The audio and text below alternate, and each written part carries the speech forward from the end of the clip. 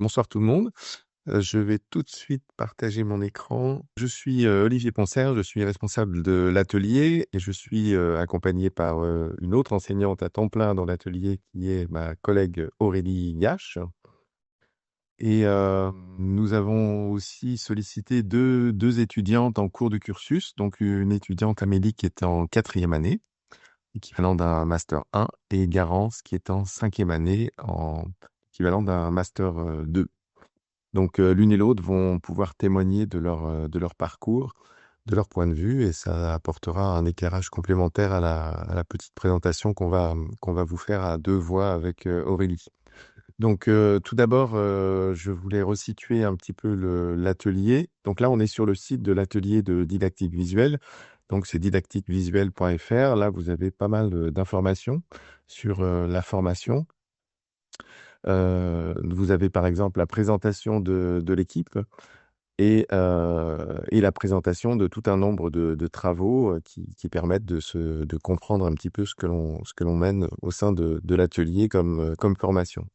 Donc l'atelier est positionné sur, c'est un des 3 ateliers de l'option communication. Il est positionné sur, la médiation des sciences et des savoirs par l'image. Donc c'est un petit peu son ADN, c'est, mettre en image, au sens large, hein, parce que ça peut prendre beaucoup de formes, des savoirs qui peuvent être, de tout type, dans le champ de l'art ou dans le champ de la science ou dans le champ de la médecine.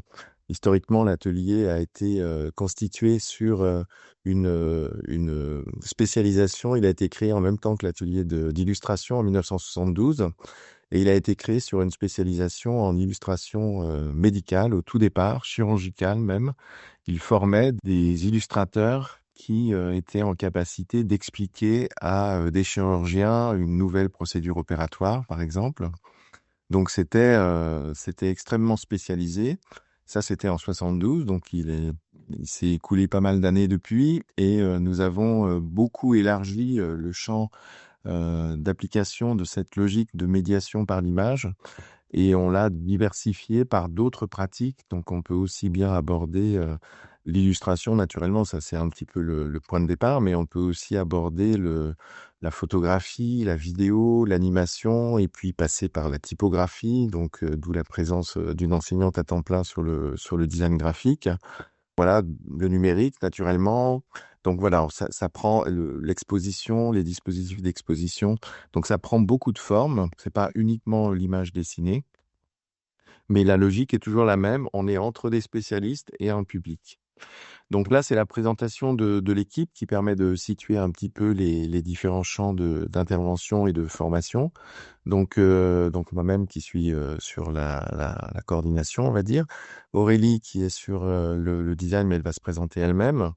Hem, Olivier-Marc Nadel qui est donc sur la partie plutôt, illustration et images dessinées et culture du dessin et notamment il donne des cours de morphologie, mais aussi, vraiment sur un travail d'expression par le dessin.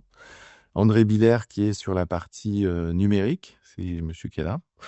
Hem, Elena, Laura Lemaître qui est, médecin urgentiste et qui intervient dans l'atelier sur, toute la partie, médicale puisqu'il demeure au sein de l'atelier la possibilité de suivre, des projets sur cette thématique spécifique, voire, d'engager un peu plus avant, notamment au sein d'une collaboration avec la faculté de médecine, des travaux pratiques d'anatomie. Morgane Cobleau qui est sur, l'histoire des pédagogies, puisque c'est évidemment, le moteur de notre proposition, c'est de développer des projets, qui ont une dimension pédagogique. Donc c'est intéressant d'avoir, une connaissance des théories en pédagogie.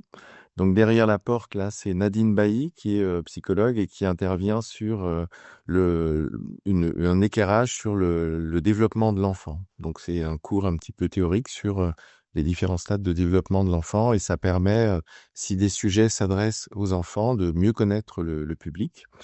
Hem, Étienne Mineur qui, lui est un enseignant sur des heures. En fait, ce sont des enseignants qui tournent, en fait. On a des gens différents qui viennent, appuyer l'équipe pédagogique.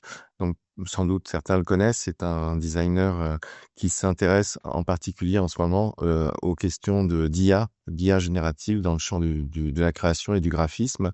Et donc, il intervient sur des workshops pour questionner ces nouveaux enjeux de la création à travers l'IA. Et Eloïsa Pérez qui intervient sur quelques heures également sur une approche, disons, de la recherche en design graphique. Voilà. Et puis, bien sûr, d'autres enseignants de l'école interviennent. Et puis, on a aussi des invités au fur et à mesure des projets. Donc, la page d'accueil du site, vous avez l'actualité. Donc, ça, c'est un travail qu'on mène depuis 5 ans maintenant avec l'Office français de la biodiversité autour de la question de la nature et du rapport à la ville en particulier. Donc, ça commence par une journée d'études et ça s'achève par une exposition dans l'espace public. L'exposition Surface sous face, donc, vous parlera Aurélie. Et ça, c'est le workshop qu'a mené Étienne Mineur récemment. Et donc, tout en bas de la page d'accueil, vous avez l'accès aux différents réseaux, aux différents sites associés à l'atelier. On développe au sein de l'atelier un programme de recherche qui s'appelle Didactique tangible. Donc ça, c'est un autre site qui est donc le site de ce programme. Donc c'est un programme qui vise à étudier, on va dire, les rapports entre art et science et en particulier à chercher à développer de nouveaux protocoles, de nouveaux supports, de nouveaux outils de médiation par l'image dans le champ vraiment de la recherche. Donc il y a à la fois un versant recherche fondamentale avec des journées d'études. Donc chacun de nos projets s'engage par une journée d'études. Et puis, un versant recherche appliquée. Donc là, c'est la restitution des différents projets. Et donc, souvent, les projets font l'objet eux-mêmes d'un nouveau site. Donc, c'est pour ça qu'on a tout un, tout un, tout un réseau de sites qui se sont mis en place et qui permettent de présenter la mémoire et la restitution de ce qui a été mené dans ce programme de recherche.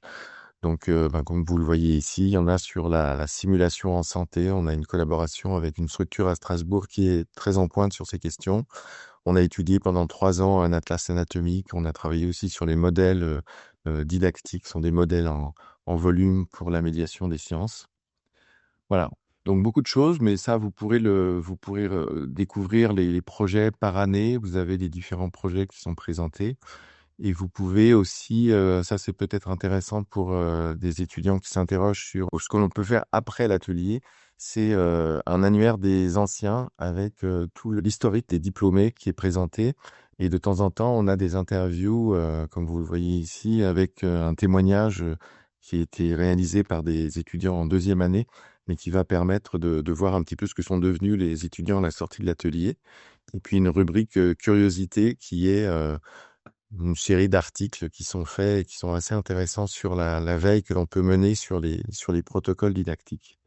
Donc, juste avant de passer la parole, je voudrais juste vous resituer le cursus au sein de l'atelier. Donc, on mène notre formation sur 4 années. Donc, il y a une première année qui est en réalité la 2e année d'école, mais c'est la première année d'atelier où on intègre des étudiants qui sont issus de la première année ou qui peuvent nous rejoindre par équivalence. Donc, comme il est noté ici, c'est le cursus, les diplômes qui sont nécessaires. Il faut au moins 1 ou 2 ans d'études pour pouvoir rentrer en 2e année en didactique. Donc, c'est vraiment une année de découverte. Il y a un petit effectif, il y a 6 étudiants. Ensuite, c'est vraiment l'année qui est la 3e année, c'est vraiment l'année qui est centrale en didactique. C'est là où vraiment tous les fondamentaux sont mis en place. Et donc là, on accueille à peu près 6 à 7 étudiants qui nous rejoignent par équivalence pour intégrer le cursus. Et on conseille plutôt de nous rejoindre sur cette année-là que sur l'année suivante, qui est donc la 4e année. Donc c'est le début du master. Donc là, on a très peu de places, on a 1 ou 2 places. Et à partir de là, on est sur des effectifs d'une quinzaine d'étudiants par année. Donc en troisième année, c'est vraiment les fondamentaux. On découvre deuxième année découverte, troisième année les fondamentaux, avec différents apprentissages qui se mettent en place. Et quatrième année, eh bien, on s'engage plus vers des propositions. Il y a beaucoup de travaux collectifs et puis il y a déjà une initiation à la recherche avec notamment le début pour les étudiants du travail de mémoire et pour ce qui nous concerne, des projets dont va vous parler Aurélie. Et sur la seconde partie de l'année, ça c'est particulier aussi à notre formation, en premier trimestre, tout le monde est là. Second semestre, il n'y a plus personne, ils sont tous en échange ou en stage. Et puis cinquième année, c'est l'année du diplôme. Donc c'est vraiment un temps d'autonomie où les étudiants travaillent sur deux propositions. Une qui est adossée aux mémoires, à ce travail de recherche sur une thématique qui décante un terrain, qui essaye de voir un petit peu l'existence sur une proposition de, de travail qui va être adossée aussi à un terrain. On leur demande de trouver à chaque fois, comme on l'a fait au cours du cursus, des experts qui vont mener le travail avec eux, c'est-à-dire des gens qui détiennent un savoir que l'on va devoir transmettre, et puis un projet plus personnel, plus expérimental. Donc ça, vous le retrouvez sur la rubrique présentation de l'atelier de didactique visuelle. Donc je vais passer la parole à Aurélie pour qu'elle puisse illustrer par l'exemple de surface sous face son approche de la recherche et du graphisme. Je vais peut-être juste me présenter d'abord. Donc, je m'appelle Aurélie Gache. J'enseigne avec Olivier dans l'atelier de didactique visuelle. Ma mission plus spécifiquement, c'est de travailler avec les étudiantes et les étudiants les questions de design graphique et typographique. Et j'encadre différents sujets, certains plutôt didactique médicale, d'autres plutôt qui peuvent être tournés sur la médiation artistique ou littéraire.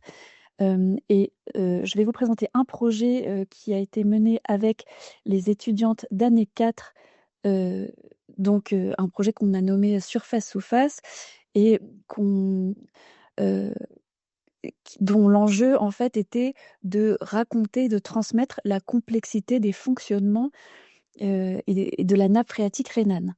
Euh, on a eu pour cela le soutien de l'Office français de la biodiversité et d'un plan qui s'appelle le plan Rhin Vivant, sont des subventions locales afin de faire connaître et comprendre ce qui est lié au Rhin et à la nappe phréatique dans la région. Donc ce projet, il avait des enjeux de représentation. Pour vous partager un petit peu toute la démarche, donc c'était de comment rendre visible et compréhensible quelque chose qui est complètement invisible et qui est très complexe, qui met en jeu différentes notions scientifiques et sociologiques aussi. Donc la géologie, l'hydrologie, les questions de climat, les usages que l'on peut faire de l'eau de la nappe phréatique, la question des espèces, de la faune, de la flore, et puis évidemment les enjeux de pollution aujourd'hui qui y sont liés. Euh, les enjeux pédagogiques, c'était de pouvoir trouver des nouvelles manières de représenter avec l'historique de la cartographie, de l'eau, particulièrement de l'eau souterraine, ou bien en interrogeant aussi les capacités de data visualisation, de design d'information, pour essayer de transmettre ça au grand public. Ça nous a donné des objectifs par rapport au groupe de personnes qui travaillaient, nous avons décidé de créer 4 dispositifs itinérants en bilingue français-allemand, puisque la nappe phréatique n'a pas de frontières. Vous savez qu'ici à Strasbourg, on est vraiment à la limite française, donc c'est très intéressant euh, de s'ouvrir un petit peu à ce qu'il y a de l'autre côté. Euh, le programme, quels moyens on a mis en place pour faire ce travail-là?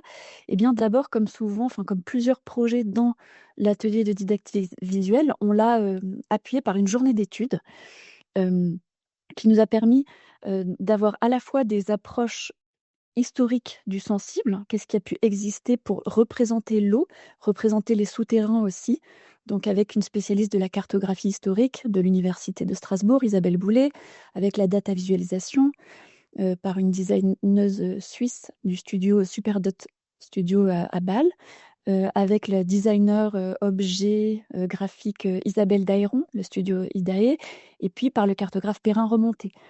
On a aussi eu un apport scientifique par des hydroécologues, donc Camille Gelé de la Prona ou Karl Matthias Vansen.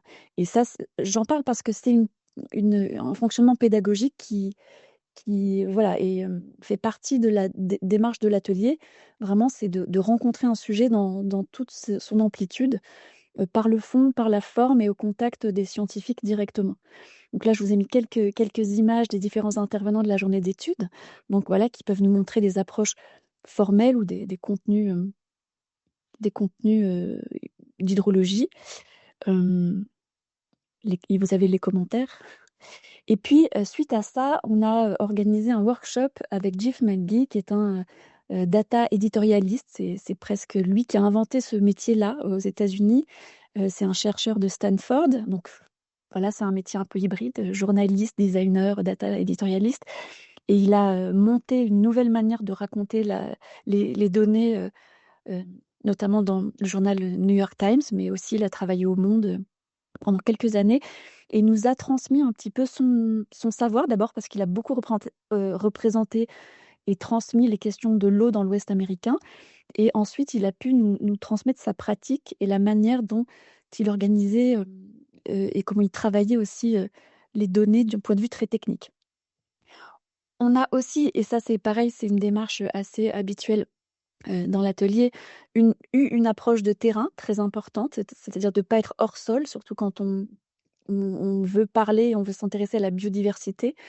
Eh bien, il y a aussi voilà, cette visite avec 2 hydroécologues, enfin un hydrologue et Sylvain Veil et un hydroécologue, Serge Dumont, qui nous a permis une lecture directement in situ de ce qu'on pouvait voir de la nappe phréatique et des écosystèmes qui y sont liés. Je vous ai mis une jolie photo.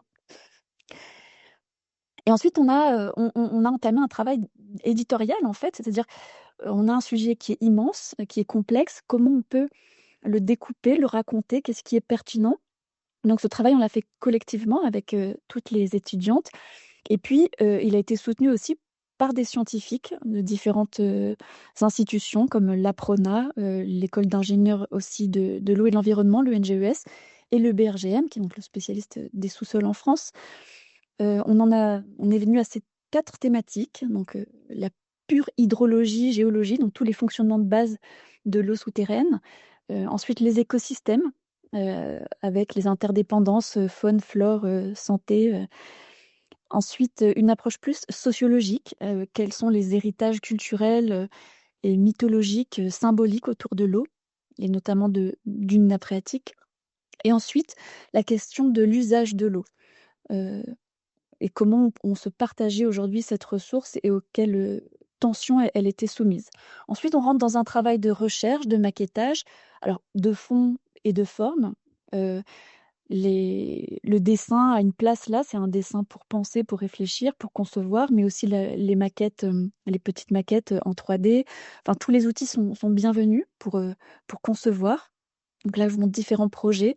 On travaille évidemment aussi par une recherche de l'existant, et pour inscrire chaque projet de manière intelligente dans ce qui s'est déjà passé dans le même sujet.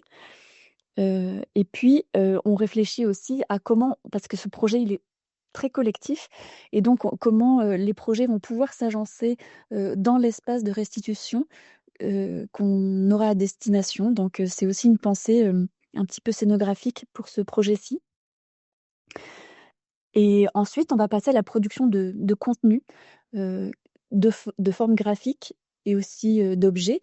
Donc, ben, les contenus, bon, pour ce projet-ci particulièrement qui était autour des mythologies, il a fallu un travail d'enquête que les étudiantes ont mené le long du Rhin supérieur. Donc, elles sont allées récolter des témoignages, interviewer aussi une, une, une personne qui tient un podcast sur les différentes mythologies locales. Et puis voilà, le dessin aussi, dans ce cas-là, collectif, donc à 6 mains pour ce projet-là. Et puis le travail aussi de communication, c'est-à-dire, produire, des textes qui vont permettre de raconter les projets. Donc, ce projet, il était destiné au moins à une première restitution, dans l'espace, à Port du Rhin à Strasbourg, dans l'espace d'exposition, dans un endroit où il y a beaucoup d'ateliers d'artistes. Et donc, il a donné lieu à ces 4 dispositifs, donc que je vous montre des vues d'ensemble pour l'instant. Ça, ce premier dispositif, donc à propos de l'hydrologie et de raconter, voilà, qu'est-ce qu'une nappe phréatique, quelle est sa forme, les mouvements horizontaux, verticaux, ses fonctionnements sur sur cet objet qui peut être consulté par plusieurs personnes en même temps dans l'espace, mais de raconter aussi, par l'usage de formes graphiques, sa nature, la nature de la nappe phréatique, sa complexité aussi, de son hétérogénéité. On a ensuite le projet sur les usages de l'eau, donc quelle pression subit la nappe phréatique, et puis quelles sont les solutions potentielles par rapport à chaque usage que l'on peut faire de l'eau, donc les grands usages domestiques, agricoles, industriels. Donc ça, c'est un objet, c'était le seul objet qui était en plus interactif, donc c'était une contrainte qui était seulement facultative. Mais donc c'est une table qui se manipule et qui, un peu à l'image des astrolabes ou des Volvel pour celles et ceux qui connaissent. En fait, on a beaucoup de données textuelles qui étaient reliées à ce sujet-là, et donc on peut tourner chaque partie chaque cerceau, en fait. Et là, vous voyez que dans la fenêtre, en fait, on peut aligner. Donc là, on voit des personnes qui manipulent. Donc l'usage, par exemple, des hôpitaux. Là, c'est les tensions subies par ce domaine-là. Et puis, là, des solutions. Alors, il y avait un code couleur de différents bleus qui fait que ça nous permettait d'aligner en cohérence un usage, une pression et une solution. Mais en fait, le fait que de pouvoir aussi voir des notions qui étaient incohérentes permettait en fait de donner à réfléchir, puisque l'enjeu et l'objectif de cet objet spécifique-là, c'est d'être une table à débat et donc de permettre de réfléchir en fait autour de tous ces sujets des usages de l'eau. Là ensuite, on a un projet qui est constitué de 3 carottages fictifs et vous voyez, de quelques percées, quelques hublots au sol. Et ce projet racontait les interdépendances des écosystèmes en fait, entre voilà la ripisylve qui est une flore très présente et très utile pour les nappes phréatiques, les questions de l'eau polluée ou bien des faunes, de la stygofaune présente dans la nappe phréatique et qui est vitale aussi. Et puis là, donc on pouvait justement voir cette stygofaune de manière extrêmement agrandie pour, euh, pour justement leur donner une visibilité. Euh, des petites choses qu'on ne voit pas et qui sont très utiles, c'est intéressant de les donner à voir. Et enfin, le projet sur l'enquête au fil de l'eau, donc la restitution de témoignages, de récits, de sondages dans l'imaginaire du grand public, en fait, sur qu'est-ce qu'une nappe phréatique, à quoi ça ressemble, à quoi c'est lié, qu'est-ce qu'on peut imaginer autour de ça, et de l'eau souterraine. Donc, il y a des extraits de textes, il y a des dessins qui ont été produits à partir des champs lexicaux qui sont ressortis sur la base des témoignages. Voilà quelques images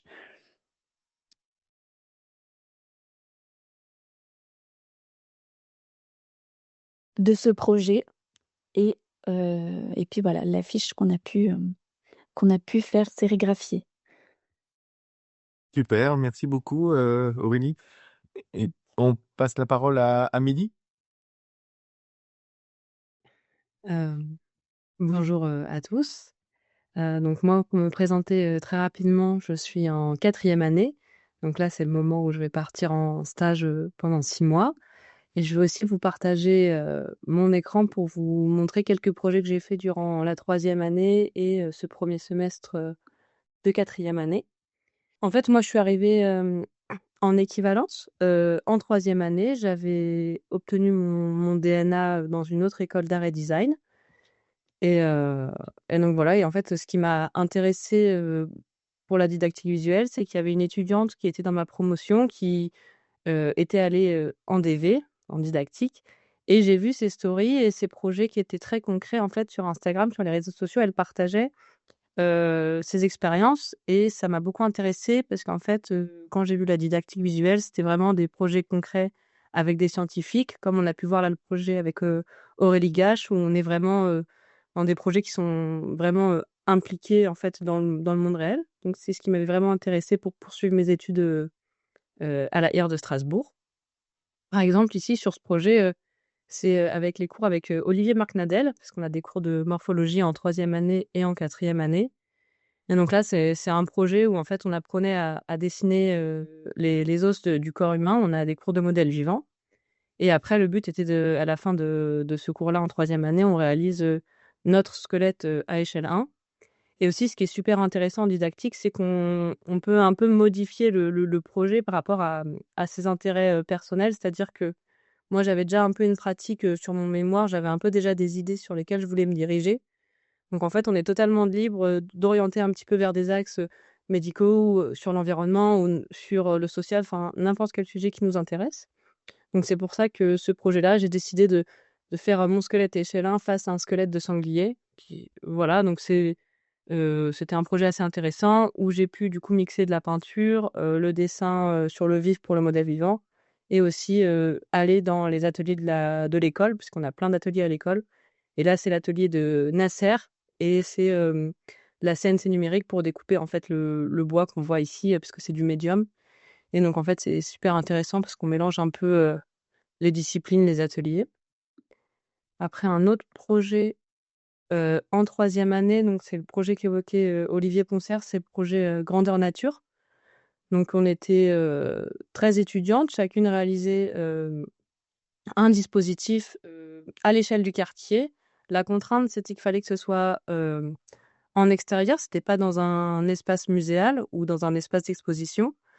Et on avait le choix d'être avec 3 types d'intervenants. On avait la Ligue de protection des oiseaux d'Alsace. Il y avait aussi l'association de quartier de Cronenbourg, parce que ça se réalisait dans le quartier de Cronenbourg et aussi l'atelier de lithographie, Geistel, qui est en train de se réouvrir. Enfin, il est fermé au public, mais il a un projet de réouvrir. Donc du coup, on a pu, travailler avec ces 3 types de domaines et moi, j'ai travaillé du coup avec la LPO et en fait, en étudiant avec les scientifiques, les problématiques qu'il y avait sur le quartier de Cronenbourg, j'ai découvert qu'il y avait, énormément d'oiseaux, qui, nichaient ou qui passaient par là, en fait, dans le quartier. Et du coup, l'idée de ce projet-là, c'était d'imaginer une fresque murale, gigantesque, enfin très grande, plus grande que ce que j'avais l'habitude de faire, qui fait, 13 mètres de long et qui représente du coup une partie de l'avifaune, cronenbourgeoise. Et donc là, c'est un projet où j'ai fait, on peut voir en bas à gauche, des dessins en fait à l'aquarelle et puis j'ai échangé avec les scientifiques pour ça et j'ai regardé aussi, sur le site de la LPO pour avoir une justesse, scientifique sur la représentation de ces oiseaux. Et après on a aussi, travaillé avec des imprimeurs extérieurs pour pouvoir imprimer sur grand format, sur du papier marouflé.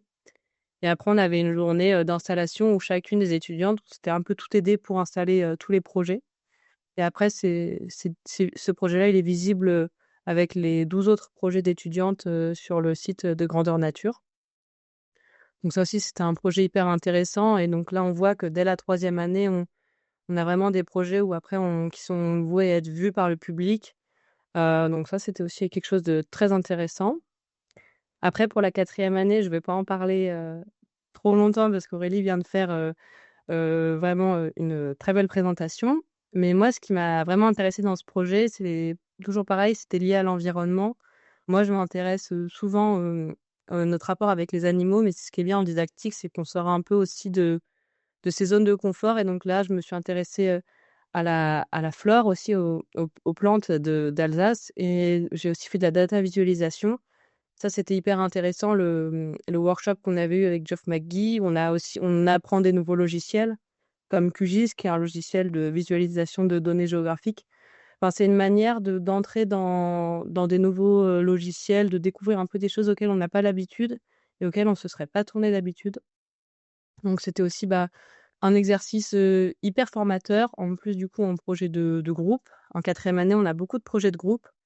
Et donc là, c'est un peu, être à plusieurs et mettre ses compétences, à profit, se répartir les rôles. Donc ça, c'était aussi un projet qui était très intéressant et encore une fois, on a discuté avec des personnes extérieures pour réaliser les projets. Donc c'est des échanges, les schémas comme a montré Aurélie pour imaginer les structures. Donc aussi un exercice, qui était, très formateur pour le concret, quand on va sortir, de l'école. Ensuite, là, c'est un autre projet, qui était beaucoup plus court. C'était sur quelques jours, c'est, les workshops hors limite qu'on a à la HIR. Bon là, j'avais choisi le projet qui était avec Olivier Poncer et Camille Bonnefoy, qui est notre prof, de photographie. Mais en fait, c'est aussi pour montrer qu'il y a quelques temps qu'on a au cours de l'année où on peut aussi, faire d'autres choses. Donc, ça permet de tester d'autres médiums. Donc, là, par exemple, il y avait, un premier travail de photographie et après de dessin. Pour dire qu'en fait, on touche un peu à tout en didactique visuelle et on peut même faire, enfin, aller voir les autres ateliers durant ces workshops. Et un dernier projet, qu'on a fait cette année, aussi un projet de groupe, qui est un projet totémique, avec, Olivier Poncer et André Willer. Et le but était de faire un totem qui représentait les 10 valeurs de la didactique visuelle. Et mon groupe, qui était avec, Lucie et Zoé, on a réalisé, un totem d'animaux et chaque animal, en fait, est une illustration d'une des valeurs. En fait, on a un peu étudié les symboliques de chaque animal, par exemple la chouette, qui dans l'Antiquité était, symbole de sagesse. Du coup, on l'a associé, à la valeur apprendre, un peu toutes ces choses-là. Et donc après on a ce type de projet aussi, il est hyper intéressant parce qu'on a cette idée en tête et après il faut le réaliser. Donc, là, on est encore allé à l'atelier de Nasser pour réaliser les objets en médium. Mais aussi, on a une imprimante 3D avec André, donc on est sur le logiciel, on modélise, on fait des thèses. On peut voir en bas à droite qu'on a plusieurs impressions en plastique PLA. Et donc en fait, c'est un peu ce retour entre tests concrets, retourner sur, après le fichier, sur tablette, sur iPad, pour retravailler. Et ensuite, après, on avait fait un travail, de dépliant. Ici, j'ai pas les images, on peut le voir un petit peu là sur le bord de la photo, mais c'est un dépliant qui va expliquer, bah, comment fonctionne le totem, quelles sont les valeurs de la didactique, quels animaux sont associés à ces valeurs-là et comment, fonctionne le jeu. Puisqu'en fait, c'est un projet de didactique, donc on a un public et donc en fait, le but, c'est que ce public, joue avec les totems, les assemble, fasse, différentes, constructions. On peut voir ici, plusieurs manières d'assembler ces animaux pour, créer des valeurs différentes. Donc voilà, en fait, un petit peu, une petite panoplie de projets qu'on peut faire en didactique. Après moi, je suis très orientée vers, les animaux ou l'environnement, mais il y a plein d'autres projets possibles sur le médical, enfin voilà, en tout cas pour dire que c'est pas fermé. Merci beaucoup Amélie. Juste, si cela vous intéresse, vous pouvez aller sur le site que j'ai présenté au départ et vous avez effectivement une page sur ce manifeste qui est une série d'une dizaine de petits films qui présentent ce qu'on a appelé les valeurs de la didactique. Donc les notions de curiosité, les notions de partage, de savoir, enfin voilà, toutes ces notions qui portent un petit peu la démarche didactique. Donc, on peut passer à Garance, peut-être, si tu veux.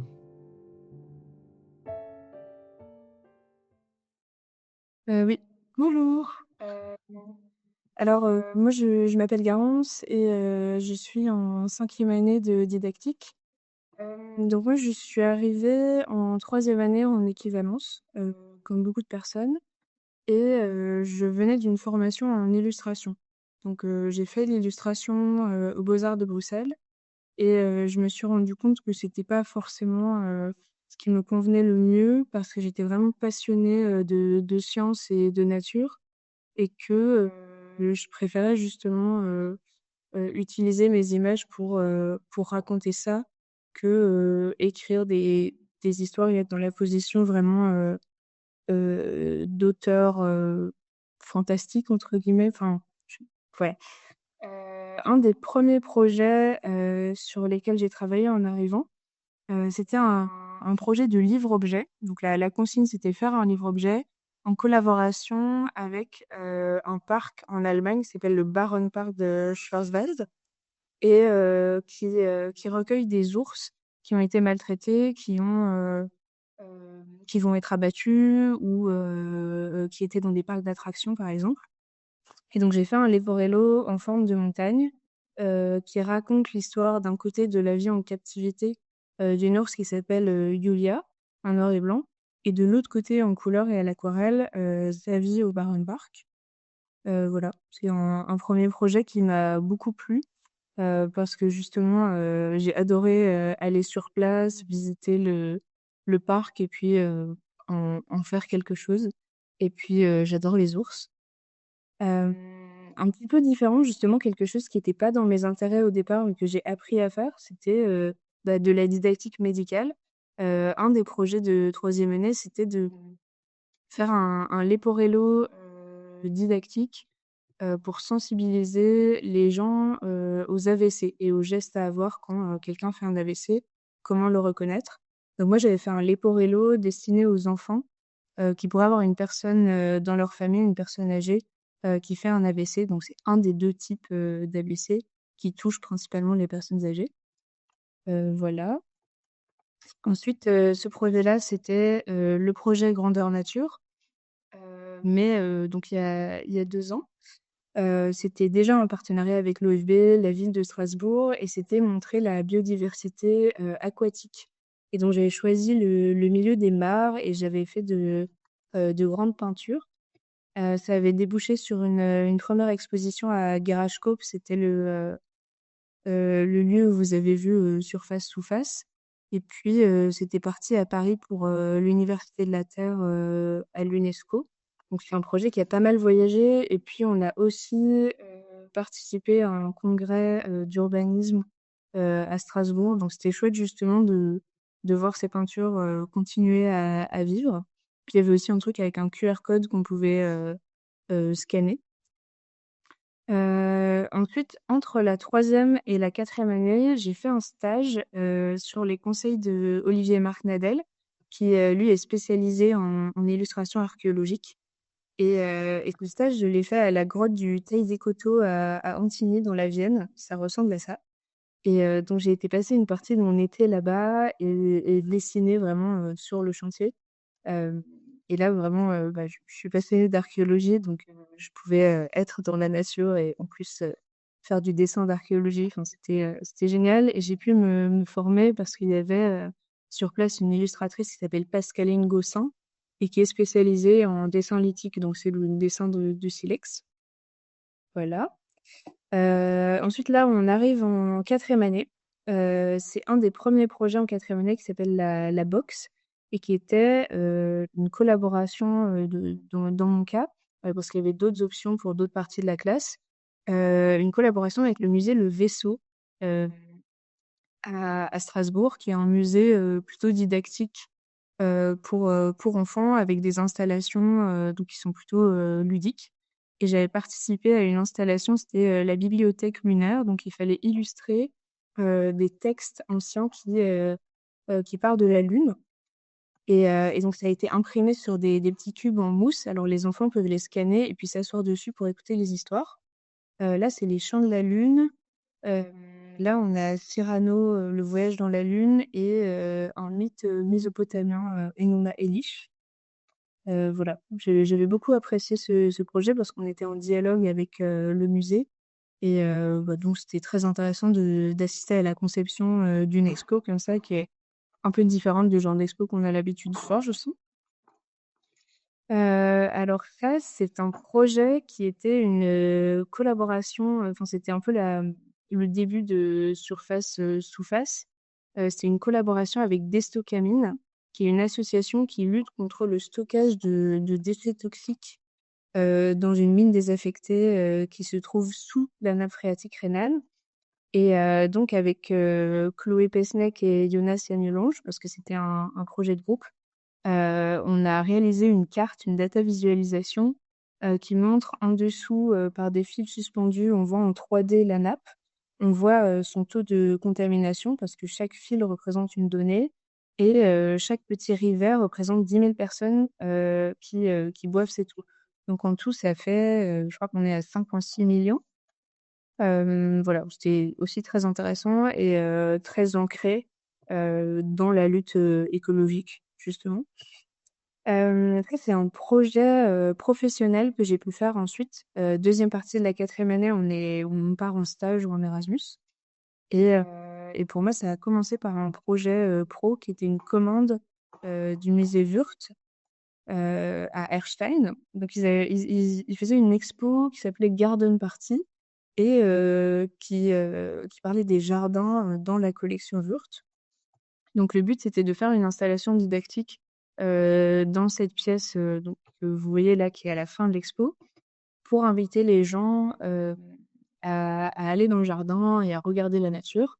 Et donc j'ai fait des impressions, géantes qui se collent, aussi même sur le plafond, enfin qui envahissent vraiment les murs pour, forcer les gens à regarder la nature. Donc c'est une sorte d'herbier démesuré avec, comme il fallait aussi attirer un jeune public, il y a aussi une grenouille, qui parle. Hem, Ensuite je suis partie en stage au Muséum d'histoire naturelle à Paris, dans l'atelier d'iconographie scientifique et là j'ai travaillé, ça c'était pour, une, heu, une archéozoologue, qui est iranienne et qui travaille, sur les nomades bactéries, en Iran. Et donc là, le but, c'était d'illustrer à la fois les modes de vie, traditionnels et l'importance de la constitution d'une collection ostéologique. Donc c'est pour ça qu'il y a des squelettes, justement, parce que c'était pour illustrer un article où elle parle de ça. Voilà. Là-bas, j'ai fait du dessin botanique aussi, dessin botanique, classique, puis en même temps, j'écrivais mon mémoire sur, les herbiers et donc apporter des formes non conventionnelles d'herbiers. Alors là, c'était l'occasion d'apprendre justement, le dessin de botanique, vraiment technique. Ça, c'est un projet en cours justement, de bande dessinée, avec une anthropologue, qui travaille, avec un peuple autochtone au Japon qui s'appelle les Aïnous et qui est très, très en lien avec la nature. Donc c'est comment parler de, réhabilitation du territoire et en même temps, de réhabilitation des cultures. Voilà et merci. Voilà. Merci beaucoup. Donc ça nous donne un bel éclairage de 2 approches. Alors c'est vrai que la thématique, du jour, c'est c'est vraiment nature, biodiversité et cetera. Mais, voilà, on a travaillé sur la justice, on a travaillé sur, je parlais d'un atlas atomique, on a travaillé sur des thématiques, très, très différentes. Donc là, on pourrait ouvrir un petit temps de questions si vous avez des questions. Donc, Marc, ça passe par le chat, c'est ça? C'est ça. Alors pendant que les questions peut-être, moi je peux rajouter juste une chose, c'est que dans l'approche de l'atelier, il y a cette idée de travailler avec, beaucoup donc on l'a dit d'experts, mais aussi beaucoup d'autres institutions, à Strasbourg. Donc on est très ouvert à des collaborations, avec, toutes les composantes de l'université. Notamment ça c'est visible sur le site, Didactique, Tangible. On a la présentation des acteurs du projet et des institutions associées. Donc on a travaillé, donc on travaille avec l'Université de Strasbourg en particulier, mais pas seulement. Et donc on a travaillé avec des musées comme le musée zoologique qui a été cité, mais aussi dans d'autres villes, à Paris notamment le musée de l'Homme. On a travaillé avec la Chambre qui est une galerie photographique. Et on a travaillé avec différentes composantes, donc, comme je le disais, de l'université. Donc, à la fois la faculté de sciences de la vie, la faculté de sciences historiques, l'école de journalisme, les écoles d'ingénieurs divers. Donc, Aurélie a cité l'ENGES, mais on a aussi travaillé avec Télécom Physique, on a travaillé avec l'INSA, etc. Donc, c'est intéressant de savoir qu'on a cette relation avec d'autres formations en dialogue avec la nôtre. Alors, je vois les questions qui arrivent. Oui, je peux les poser si tu veux. Donc, à quel moment le choix des ateliers se fait à l'école, à l'AIR? Ouais, alors donc, comme je l'ai dit, notre cursus commence en 2e année. C'est-à-dire qu'en fait, maintenant, dans l'école, quand on rentre par le concours d'entrée, on arrive en première année et c'est, au sein de la première année qu'il y a des différentes interventions, des différents ateliers, des différentes mentions, des différentes, formations de l'école. Cette année, c'est moi qui l'ai fait, mais d'autres années, ça a pu être d'autres enseignants. Donc ils présentent un petit peu à travers un cours, un exercice entre guillemets, qui présente un petit peu l'approche de l'atelier. Donc à l'issue de la première année, les étudiants choisissent, ceux qui sont dans l'école choisissent leur orientation et donc donc s'oriente éventuellement vers didactique. Merci Olivier. Ensuite, on a une question sur les thématiques et les thèmes en général abordés pendant le cursus en didactique visuelle. Est-ce que c'est uniquement centré sur la médecine et ou l'écologie? Ou est-ce que les projets touchent d'autres tensions problématiques actuelles? Oui, oui, non, c'est vraiment très, très varié, hein. Comme je le disais, on a travaillé sur le droit. Il y a eu beaucoup de sujets touchant à des enjeux sociétaux, à la question du féminisme. Ça avait été un long cycle de conférences et puis de projets avec une précédente enseignante. Je sais pas, cette année, Emmaüs aussi? voilà, c'est ça. Oui, cette année, j'ai travaillé. Alors, je travaillais avant avec Emmaüs et là, je travaillais avec une association qui s'appelle Ouvre-Porte qui s'occupe d'accueil de migrants. Donc voilà, on est vraiment sur on essaye d'être très ouvert sur les thématiques. C'est vrai que quand on a des partenaires comme l'Office français de la biodiversité qui soutiennent des projets, c'est stimulant et ça donne les moyens pour des propositions. Mais voilà, on n'est pas du tout fermé sur les thématiques. Très bien. Merci Olivier. Une autre question, donc pour une émission en équivalence, vous conseillez plutôt de postuler pour la troisième année que pour la quatrième année ou la première année de master, même si le projet de diplôme est déjà entamé. Oui, alors là, c'est un petit peu ce par quoi j'ai commencé en parlant du cursus, et peut-être que Amélie peut témoigner aussi, mais disons que l'idée, c'est que c'est la troisième année où, comme je le disais, où il y a vraiment tout l'aéropage de cours et la formation même. Euh, et si on se resitue sur ce qu'est la quatrième année, comme on l'a dit, c'est 3 mois, disons 4 mois jusqu'en janvier. Et ensuite, les étudiants sont en échange ou en stage. Donc, en termes de formation, ce serait un peu. Enfin, il y a des étudiants qui nous rejoignent en quatrième année. Il y en a cette année, il y en a deux, mais deux étudiantes en l'occurrence. Mais encore une fois, c'est pas le cœur du.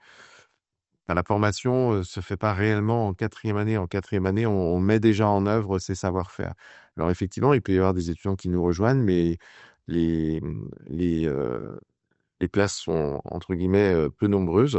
Enfin, sont chères, j'allais dire, mais sont peu nombreuses. Donc, c'est vrai que c'est plus logique pour nous, à la fois pour la formation et puis pour voilà, l'intégration de ce qui fait la spécificité de notre formation d'entrer en troisième année. Mais peut-être, Amélie, si tu veux compléter. Oui, parce que en fait, moi, en arrivant en 3e année, j'avais déjà, eu mon master 1, dans mon autre école. Donc pour dire que j'aurais pu déjà passer même en 5e année techniquement.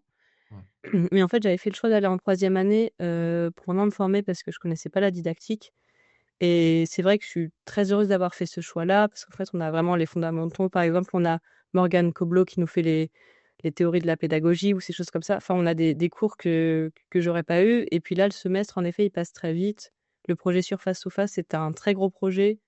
Donc, enfin, à moins d'être très, très, très, très fort en graphisme ou ces choses-là, se mettre dans le bain, après, c'est très. Enfin, moi, j'aurais trouvé ça compliqué de commencer en quatrième année. Et donc, en fait, c'est juste des projets en plus. Et par exemple, moi, mon projet de diplôme, en tout cas, mon mémoire était un peu déjà entamé, mais finalement, ça me permet de prendre plus de temps pour les lectures. Donc, faut plutôt voir ça comme du temps en plus. Donc là, j'ai vraiment pas mal de livres dans mes corpus. Enfin, et je prends plus de temps. Et ça me permet de me concentrer sur les nouveaux projets, de commencer à trouver des contacts professionnels pour le futur. Donc en fait, tu peux quand même postuler en troisième année. Il y a pas de problème avec ça. Après, techniquement, hein, sur l'inscription, vous pouvez vous inscrire en troisième ou en quatrième année. Après, nous, en fonction quand on fait la présélection, parce que les équivalences, vous le savez, je pense, se fait en deux temps. Il y a d'abord une présentation d'un dossier et une présélection qui est effectuée par l'équipe pédagogique. Et ensuite, il y a les entretiens pour les personnes qui ont été retenues.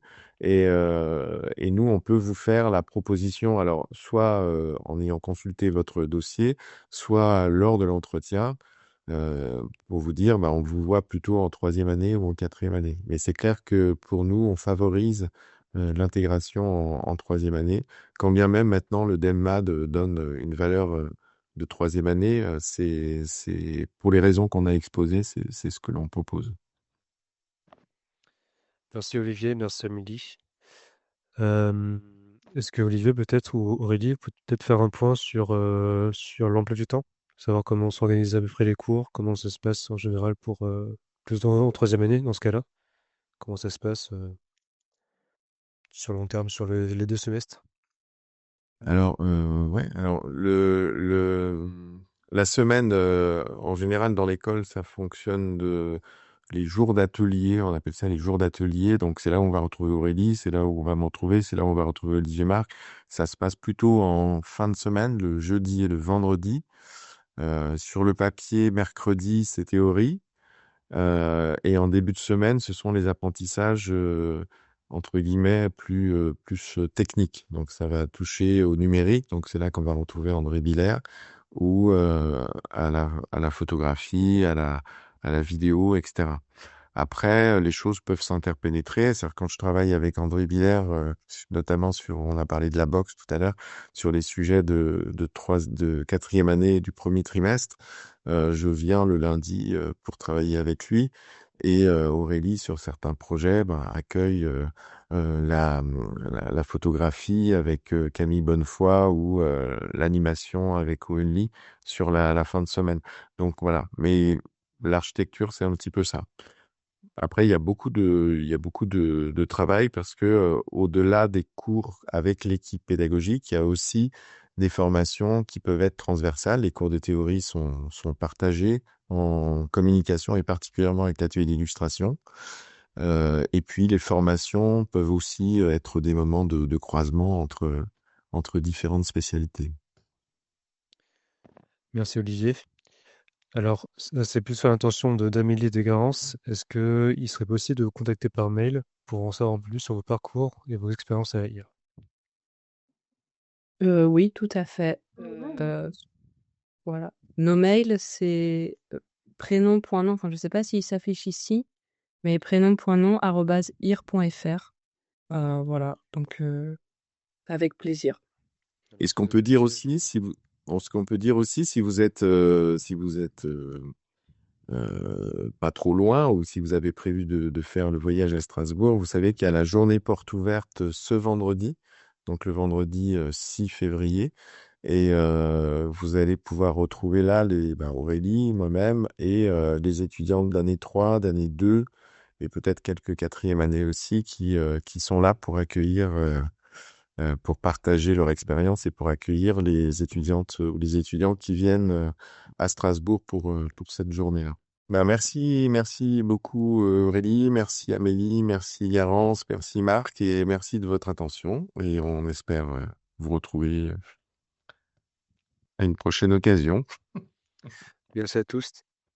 Merci. Au revoir. Bonne soirée. Bonne soirée à tous. Au revoir. Au revoir.